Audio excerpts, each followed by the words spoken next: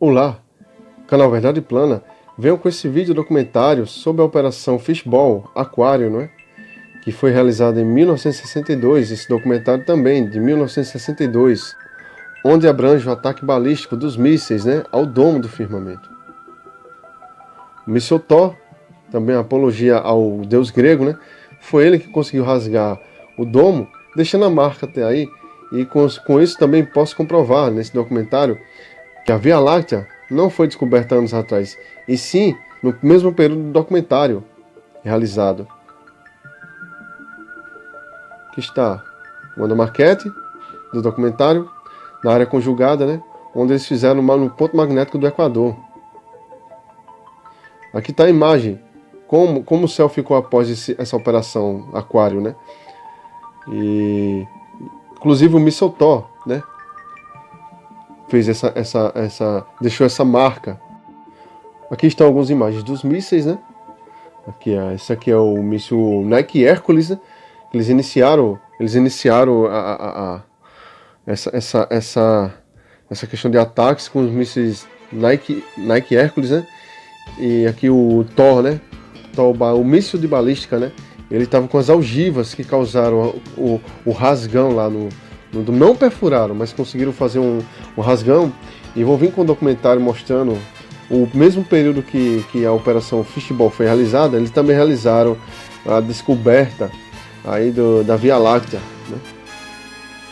Aqui, ó, o míssil Thor, né, sendo lançado, e como ficou a Via Láctea em seguida, né? Como o céu ficou dando início à criação desse nome que eles apelidaram de Via Láctea, né? Mas podem ver que foi um rasgão que deixou o céu misturado lá, causou tipo uma cicatriz, né? Assim possamos dizer.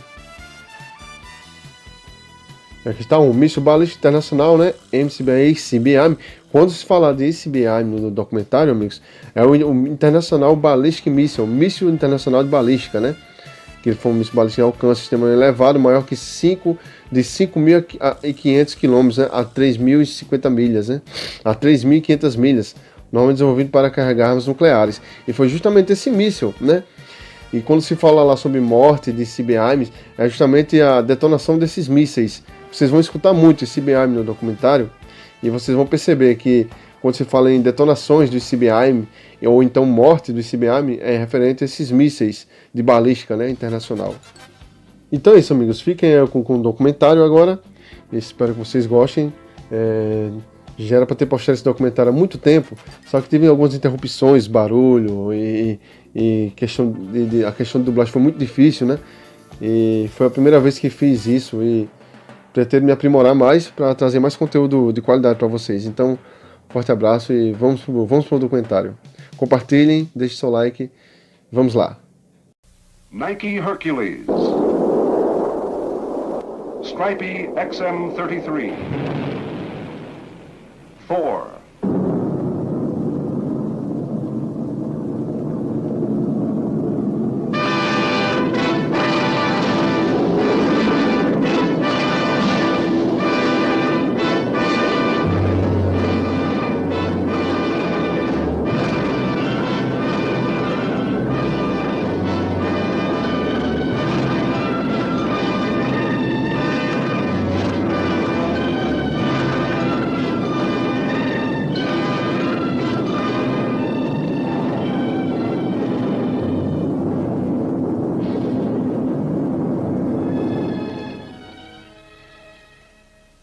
A ilha de Johnston foi o centro de lançamento e de atividade experimental para o teste de efeitos de armas de alta altitude de 1962, denominados Aquário de Operação. Mas a ilha de Johnston era apenas o núcleo da atividade do aquário, irradiando em todas as direções a partir desta minúscula ilha de 800 milhas a sudoeste do Havaí, onde estavam estações instrumentadas. 266 delas no mar, no ar e em terra, abrangendo uma grande parte do Oceano Pacífico, todas voltadas para coletar dados de efeitos de explosões nucleares em grandes altitudes, agora para definir este amplo palco em maiores detalhes. Nos limites limitados da própria ilha de Johnston, As instalações e testes de suporte de operações foram amontoados em todos os nichos disponíveis, incluindo espaço entre a planta da estação da Força Aérea existente e edifícios com alguns aparelhos e escritórios amontoados em abrigos antibomba da Segunda Guerra Mundial, incluindo o controle da força-tarefa, da equipe de prontidão científica, pessoal e unidades de controle de lançamento. No norte da extremidade da popa ficava o complexo de lançamento Thor, juntado mais tarde por unidades Nike Hercules e Stripey, além de uma segunda linha de aquário de mais de 30 lançadores de foguetes de instrumentos, com instalações de check-out associados entre a pista das ilhas e a costa. Deste navio de alcance de mísseis do Pacífico nascido no cais solitário da ilha, manteve um olho eletrônico no míssil para fins de segurança de alcance. O sistema de rastreamento de farol seguiu os pontos científicos e instrumentação de foguete e apoiou o rastreamento do alcance de mísseis do Pacífico e o sistema de previsão de impacto. Em alto mar foram 9 navios de teste instrumentados, links vitais em o esforço do aquário, incluindo o acrônimo de navio úmido para Programa de Medição Antimíssil Downrange, navio American Mariner, pod de recuperação e navios de vigilância e um porta-aviões de evacuação que levou a bordo pessoal não essencial para a operação da ilha durante cada evento, completou o arranjo de navios no hemisfério norte. Em Irion e ao sul do Equador, na área de conjugo magnético do sul de Johnston, uma variedade de instrumentação para coletar dados de efeitos foi instalada para as estações de aquário. Pontuando a ilha de Tutuela, da Samoa Americana, bem como as ilhas principais dos grupos Tonga, de Fijian e Rarotonga, ao leste. Após as preparações no porto de Samoa, Pongo Pongo, o navio instrumentado a Quênia partiu antes do dia do tiro para estar na estação designada para cada evento simultâneo com a partida do navio de lançamento de balões Haifufu. Evento 1, KC-135 e 2, RC-121S coletaram dados de efeitos conjugados do Sul. Mais perto do Equador, os atolls de coral do cantão Kwajalein e Palmyra também continham muitas das estruturas de trelhas e torres de antenas representativas do esforço de teste do aquário. Ao norte de Johnston, 4 principais ilhas havaianas, bem como cardumes de fragatas francesas, no meio do caminho e a ilha Wake marcam o local para todos os locais de instrumentação. Para cada evento, aproximadamente uma dúzia de aeronaves de testes, incluindo aviões experimentais ópticos e iBurn, subiram da base da Força Aérea de Hickam de Oahu e se dirigiram para o sul também, para o oeste de Okinawa, no extremo norte em Hayden e Fairbanks, bem como em Palo Alto, Califórnia, instrumentação foi operada para eventos de teste de aquários. Durante a última parte da operação, outras estações foram adicionadas. Em todas as 266 estações de instrumentos de aquário, 156 estavam em terra, enquanto 10 navios alojavam 80 estações de projetos separados, 15 aeronaves de teste transportaram as outras 30 estações. A necessidade para o teste, o trabalho realizado em Johnston e a sua vasta gama era convincente, pois derivava das necessidades operacionais urgentes do Departamento de Defesa, exigindo que fenômenos de grandes altitudes resultantes de uma explosão nuclear fossem definidos como medições diretas simultâneas em equipamentos operacionais militares. Enquanto os Estados Unidos estivessem fazendo rápidos avanços em outros aspectos da tecnologia de mísseis, sua investigação dos efeitos de detonação nuclear em grandes altitudes tinha atrasado devido à moratória de teste de 1958, imposta logo após o primeiro estudo do país sobre os efeitos nucleares em grandes altitudes. Esta exploração inicial, em 1958, foi limitada em 6 tiros, com tentativas de coletar dados com instrumentação experimental não testada em um ambiente estranho para os testadores nucleares. De uma nave no Atlântico Sul, 3 pequenas detonações conhecidas como a série Argus foram lançadas e acionaram um loft, com o propósito de examinar a teoria de Cristóvão de que um cinturão de elétrons presos de longa duração poderia ser criado artificialmente por uma explosão nuclear de altitude muito elevada. Outros efeitos em Argus, embora medidos, não foram completamente documentados.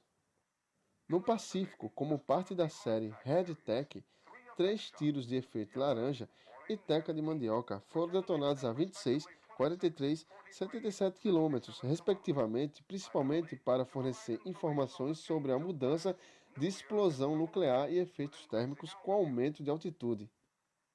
De acordo com a experimentação de teste de imposto limitado, uma lição aprendida foi que efeitos quantitativos amplamente diversos foram produzidos em diferentes altitudes, incluindo grandes distúrbios eletromagnéticos causando problemas de comunicação e blackout de radar. A natureza de cada efeito poderia ser aprendida apenas pelo teste real, mais do que pelas informações fornecidas. Esses tiros de 1958 indicam o quanto mais havia para aprender sobre a explosão nuclear criada e ionização atmosférica. Preenchendo essa lacuna de informação após 3 anos e meio de baixa, foi a missão do Aquário de Operação cuidadosamente padronizada para as necessidades do Departamento de Defesa. Esses requisitos operacionais eram ou estavam moldados em objetivos centrados em torno de 3 linhas de investigação. Objetivo 1 estava relacionado ao rastreamento de aquisição de ICBM e problemas de interpretação. Era essencial para o planejamento defensivo e ofensivo e que dados experimentais fossem obtidos sobre os efeitos de explosões nucleares de alta altitude no desempenho do radar.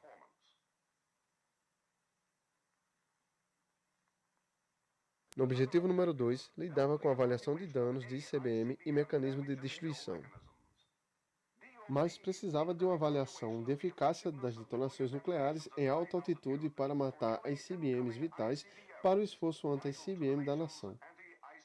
Esse conhecimento, por sua vez, indicaria a vulnerabilidade relativa dos ICBMs, veículos de reentrada. Um terceiro objetivo dizia respeito ao apagão de comunicações, que é a perda de sinais devido a distúrbios na ionosfera causados por detonações de alta altitude.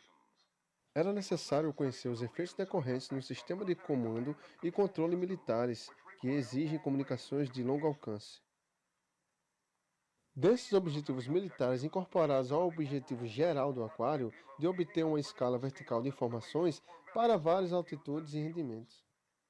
Incluídos na ampla variedade de projetos de aquário estavam os estudos térmicos sobre a iBurn, investigação da distribuição de detritos e a documentação da natureza do transporte e da perturbação do campo magnético gerado pela alta detonação de altitude. Na Operação Fishball, bolas explosivas alugam o céu 5 vezes sobre a área da ilha de Johnston, cada vez durante as horas de escuridão.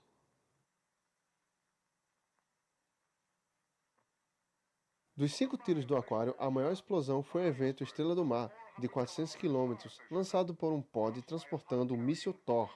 Seu rendimento foi de 1,4 megatons.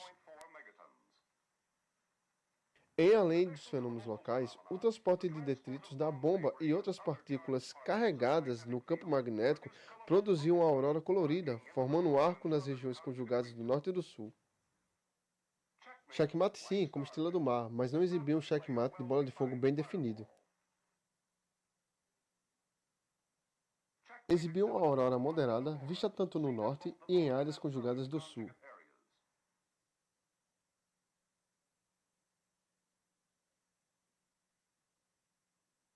A bola de fogo foi bem definida e sua aurora moderada.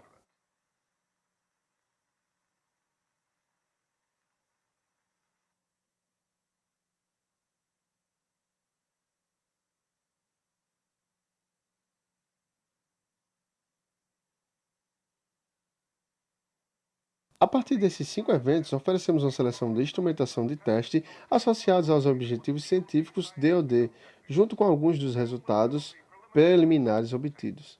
Quaisquer conclusões que se sigam devem ser moderadas pelo entendimento que os mesmos dados feitos são válidos apenas nas condições dos experimentos. Para o primeiro objetivo, os foguetes disparados desses lançadores ao longo da pista de Johnston desempenharam um papel importante na sondagem da capacidade de detectar e rastrear ICBMs. Alguns foguetes lançados, em conjunto com a explosão, foram posicionados em tempo e espaço para traçar caminhos do radar através do ambiente de explosão. O objetivo era ajudar a estabelecer os parâmetros do espaço-tempo de vários fenômenos de blackout, envolvendo bolas de fogo, beta, gama de raio-x e nêutrons, bem como medir diretamente a capacidade do radar para rastrear e localizar objetos com veículos de reentrada. E iscas de orientação de anti-CBMs através do blackout também foi estudado. Este prato de radar na ilha de Johnston varreu o céu para obter informações sobre a intensidade e extensão da desordem produzida. Mapeou 3 frequências de importância operacional: 400, 800 e 1200 megaciclos. A aeronave RC-121 também mediu a quantidade de desordem em ambas as regiões norte e sul conjugadas. Na instrumentação de recepção de radiofrequência passiva da ilha de Johnston, buscou dados sobre o efeito de ruído da região de explosão no desempenho do radar. Toda essa instrumentação mediu a atenuação, refração, desordem e ruído, os principais efeitos eletromagnéticos no desempenho do radar. Um sério efeito eletromagnético foi a atenuação na vizinhança ou ao redor da bola de fogo. Tanto sua direção quanto sua extensão espacial, nenhuma das quais foi medida suficientemente. Em balizas de foguete de operação lançadas às 5h15 minutos para buscar efeitos de atenuação de tempo tardio, não obteve resultados prontamente identificáveis. Em PX-Ray, a unidade de navio observou caminhos de transmissão de radar através da região da bola de fogo, do farol da banda AC, mais 5 a 25 segundos, observando o blackout completo e perda de faixa durante esse período. Um receptor da ilha de Johnston observou atenuação severa em 950, 40 e 650 megaciclos através do PET beta por 60 segundos. Em corda bamba, atenuações severas foram medidas até 1 minuto após a explosão. Enquanto o volume de atenuação foi muito reduzido em tamanho, a quantidade e a duração de atenuação ainda eram significantes. Efeitos de refração significativos de uma explosão nuclear são preocupantes no rastreamento de alvos de alta precisão de CBRNs na fase terminal. Embora o radar no navio úmido na ilha de Johnston não tenha mostrado nenhum efeito refrativo bruto de qualquer uma das explosões, os resultados preliminares indicam um problema de jitter refrativo sob certas condições, envolvendo uma flutuação rápida no ângulo aparente de chegada e retornando pulsos de radar. Estava presente em todos os eventos, mais pronunciado em Bluegill e Kingfish. Outro efeito eletromagnético importante para a capacidade de pesquisa do DoD é a desordem, que pode dificultar o desempenho do radar por um período mais longo do que outros efeitos. Todos esses materiais refletem a energia do radar, dando origem a alvos falsos no escopo do radar. Nossa primeira consideração é a confusão de reflexão da própria bola de fogo confinada à bola de fogo visível. É pronunciado quando uma bola de fogo bem formada é gerada. Outro problema é apresentado por desordem alinhada por campo observada naquela região do céu para o qual o observador está em ângulos retos com as linhas do campo magnético em alturas de camada, e dentro de um azimuth de cerca de 15 graus para ambos os lados do campo magnético norte. Detritos alinhados fornecem uma série de pseudo-alvos em uma grande área do céu. Um sistema de radar pode avaliá-los como falsos alvos, mas por números absolutos eles podem sobrecarregar grosseiramente o computador associado que deve verificar cada um deles.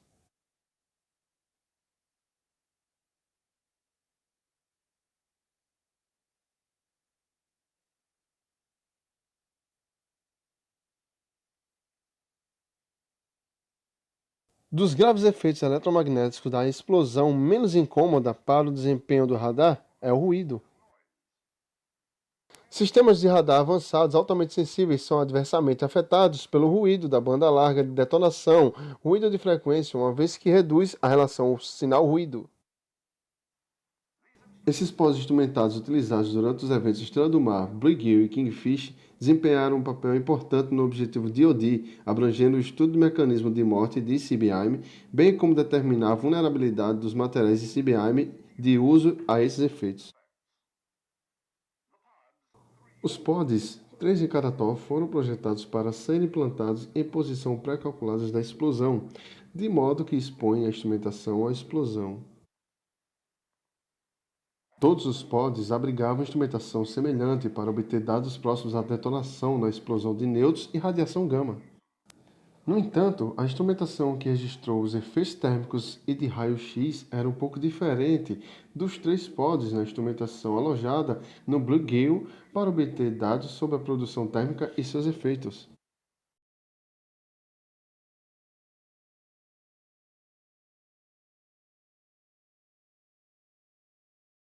Alguns dispositivos de medição térmica também foram carregados na recuperação pós-Kingfish. Os pods envolveram navio e helicóptero de convergência na área desenhada por sinais de rádio, luzes piscando e corrente verde.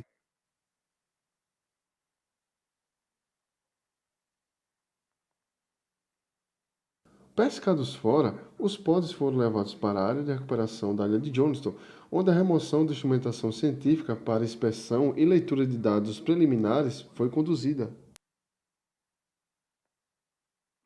O programa de pod foi relativamente bem sucedido, apesar dos problemas de orientação e da perda de alguns instrumentos devido às aterrissagens difíceis.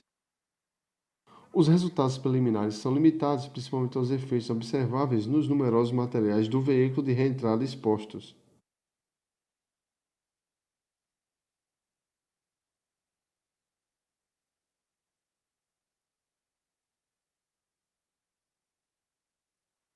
Um outro efeito observável foi a sombra projetada quando os raios-x passaram pela instrumentação elevada.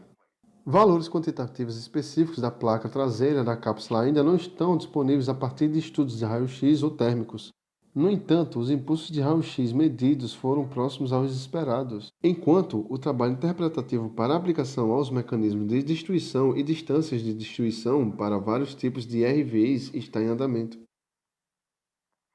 Para o objetivo de apagão de comunicação DoD, esta estação nas Ilhas Fiji era um dos muitos elos do grupo de redes de alta frequência simuladas e estabelecidas para o fishbowl. Sua função era investigar os efeitos da detonação nuclear de alta altitude em um comando militar e sistemas de controle utilizando comunicações de longo alcance. O projeto utilizou sondas ionosféricas de incidentes oblíquos em uma área controlada para obter dados sobre 28 caminhos de programação cobrindo as áreas primárias e conjugadas. A informação foi obtida em 160 frequências na faixa entre 4 e 64 megaciclos. Também para cada evento existente em links de comunicações operacionais militares em toda a área do Pacífico foram monitorados para determinar os efeitos disruptivos causados pelas explosões do fishbowl.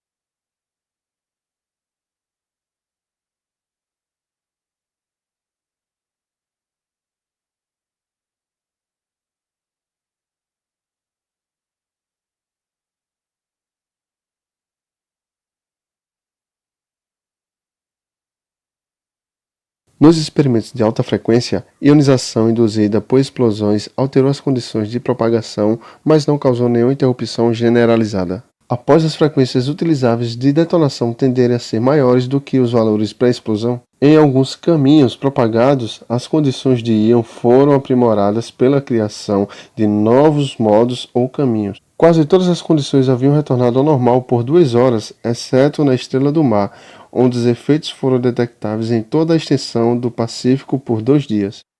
O checkmate causou alguns efeitos adversos nos caminhos de transmissão dentro de 700 km de Johnston, a ilha, por cerca de 30 minutos.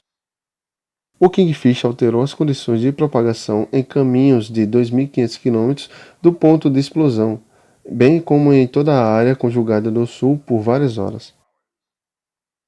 Brigil causou apagão por cerca de 1 minuto de certos sinais de alta frequência, cujos caminhos passavam a 200 km de Johnston, área da ilha, com efeitos menores observados nesses caminhos por 2 horas. Na corda bamba, não produziu alterações de propagação observáveis. Os circuitos de comunicação VHF e UHF não foram degradados pelos eventos de alta altitude. Resultados encorajadores foram obtidos de um experimento de comando aéreo estratégico testando seu sistema de comunicação aerotransportado durante 7 sinais de rajadas nucleares de alta altitude real.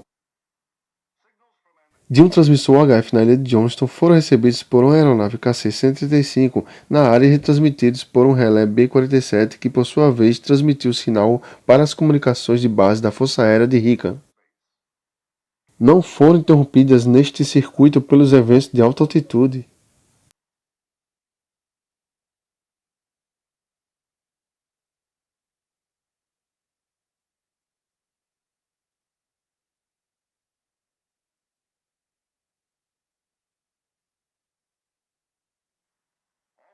Também os testes de fishbowl foram todos conduzidos à noite, portanto os efeitos não são necessariamente indicativos daqueles produzidos por um tiro diurno.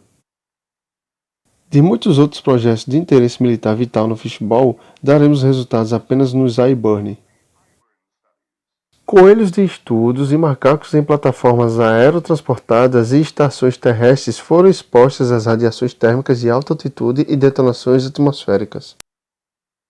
Colheu resultados de queima de retina dos tiros atmosféricos, todos detonados abaixo de 15.000 pés, confirmaram dados anteriores sobre os parâmetros de distância para rendimentos conhecidos.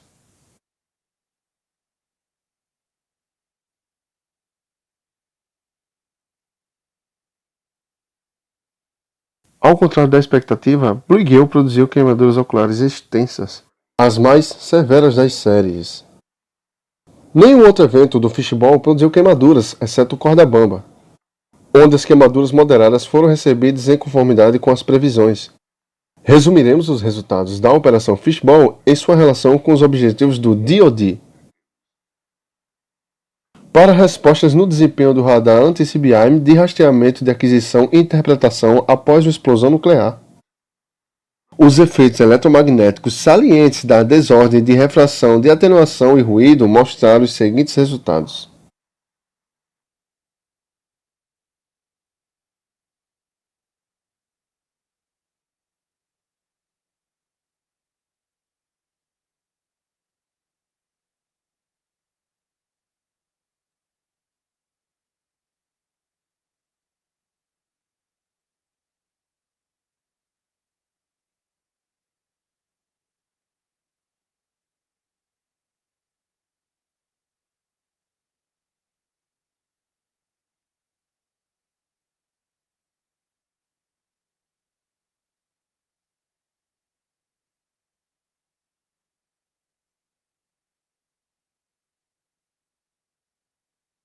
As medições ópticas documentaram as características espaciais, temporais e espectrais dos efeitos infravermelhos ópticos UV, associados às detonações na área de explosão, bem como na região conjugada do Sul. No programa de POD em questão, com a avaliação dos mecanismos de destruição e danos de CBRN. O achado pertinente até o momento é que os impulsos de raio-x medidos tendem a confirmar as previsões. Das extensas medições no blackout e de comunicações, algumas conclusões provisórias podem ser tiradas. VLF é relativamente inalterado, embora rápidas e persistentes mudanças de fase não podem prejudicar os sistemas de navegação. LF é geralmente degradado, especialmente sistemas de bloqueio de fase como LORAN-C. HF é extensivamente degradado, mas pode ser melhorado pelo uso de um sistema. Efeitos de VHF de mudança rápida de frequência são semelhantes a HF, exceto para observação menos severa. A linha de visão UHF é relativamente inalterada. A utilização de todos esses resultados deve refletir as limitações do experimento do aquário. O fato é que todas foram rajadas noturnas e que os efeitos foram baseados apenas em detonações únicas. O problema de comunicação resultante de várias rajadas nucleares seria sério. Mas o planejamento adequado e sofisticação técnica deve tornar possível manter comunicações limitadas em todos os momentos. Além dos resultados serem objetivos principais do aquário, uma série de contribuições valiosas foram feitas por muitos outros projetos participantes.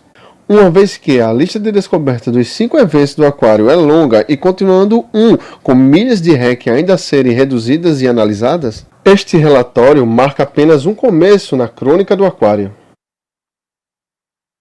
Com a América agora necessariamente olhando para o céu em sua busca por segurança, os resultados conhecidos da operação de alta altitude em 1962 contribuem tanto para o papel de proteção quanto para o esclarecimento científico dos efeitos do átomo na atmosfera.